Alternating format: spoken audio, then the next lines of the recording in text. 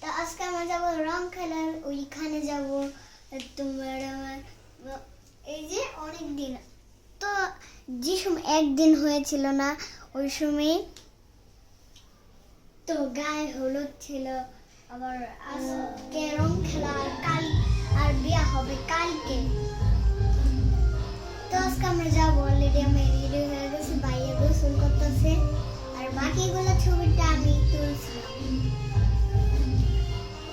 আর যেটাকে বলে আর এটা কোন ছবিটা তো এত ইজি আর পাই এমনকি এটা কিছু কঠিন।